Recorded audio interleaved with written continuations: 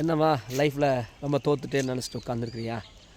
Life எல்லாம் முடிஞ்சு போச்சு, நம்ம லைஃப் அவ்வளோதான், அவ்வளோதான், இதுக்கு மேலே ஒரு வழி இல்லை அப்படின்னு நினச்சிட்டு உன் வாழ்க்கையை ஒரு ஒரு ஒரு ஸ்டாப் பண்ணி நீ லைஃப்பில் அவ்வளோதான் சொல்லி ரூமில் அடைச்சிட்டு மனநலத்தில் உட்காந்து அவ்வளோதான் லைஃப் முடிஞ்சிச்சு, அவ்வளோதான், இன்றைக்கு மேலே ஒரு வழியே இல்லை, எங்கே வழி இருக்குது, ஒரு வழி இல்லை, கடவுள் நமக்கு என்ன செஞ்சுட்டாருன்னு சொல்லி நீ இப்போ கேள்வி கேட்டுக்கொண்டிருக்கலாம்.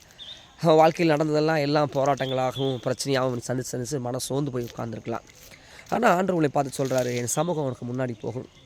அவரோட சமூகம் அவர் உங்கள் முன்னாடி போகணுன்னா நீங்கள் தடைகளில் உட்காந்துருக்குறீங்களா? அவ்வளோதான் முடியாது என் லைஃப்னு நினைக்கிறீங்களா? இல்லைங்க, உங்களாலேயும் என்னாலேயும் முடியாது. ஆனால் உங்கள் வாழ்க்கையை அழகாக்கிறவரும் உங்கள் வாழ்க்கையை மாற்றுகிறவரும் ஏசப்பாங்க. உங்களோட தடைகளை தகர்க்கிறவர் முன்னே செல்கிறாருங்க.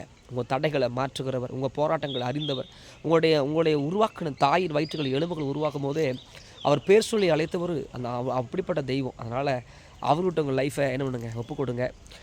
விசேஷமாக இந்த நாளில் கூட நான் சொல்கிறது என்னென்னா, உடைந்து போய் உட்காராமல் நான் உடஞ்சி போயிட்டேன், என்னை அவ்வளோதான் லைஃப் முடிஞ்சு போச்சு அப்படின்னு நீங்கள் உட்காந்துருக்கீங்கன்னா உங்களுக்கு தான் சொல்கிறேன் நான், எல்லாம் முடிஞ்சு போச்சு, அவ்வளோதான், இனி நம்மளுக்கு லைஃபே இல்லை, இதுக்கு மேலே எந்த வழி இல்லை, இதுக்கு மேலே நான் பிஸ்னஸில் வளர முடியாது, இதுக்கு மேலே லைஃப்பில் நான் எதிர்பார்த்துட்டு காத்துட்ருக்க முடியாது. நீங்கள் அப்படி இருக்கிறீங்கன்னா உங்களுக்கு தான் நான் சொல்லுக்கிறேன், உங்களுக்கு ஒரு புது வழியை கர்த்தர் திறக்கிறார். ஒவ்வொரு மனிதன் வாழ்க்கையில் புது வழி இருக்குது.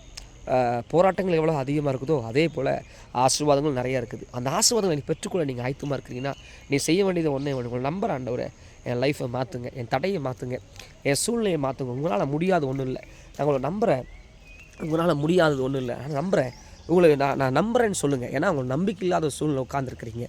உங்கள் நம்பிக்கை இல்லாத சூழ்நிலையை தூக்கி போட்டுட்டு உங்களை நம்புகிறேன்னு சொல்லி பாருங்கள். நிச்சயமாக என் ஆண்டவரை கர்த்தர் உங்கள் வாழ்க்கையில் ஒரு பெரிய காரியங்களை செய்வார், நிச்சயமாக செய்வார். அவர் நம்புறீங்களே, ஒரு நாள் நீங்கள் வெக்கப்பட்டு போக மாட்டீங்க. தைரியமாக இருங்க. கர்த்தர் பெரிய காத்த உங்கள் லைஃப்பில் மறுபடியும் தாவீதின் கூடாரத்தை தூக்கி நிறுத்துறது போல் உங்கள் கூடாரத்தை, உங்கள் வாழ்க்கையை எல்லாத்தையும் தூக்கி நிறுத்துவார். காட் பிளெஸ்ஸிங்க.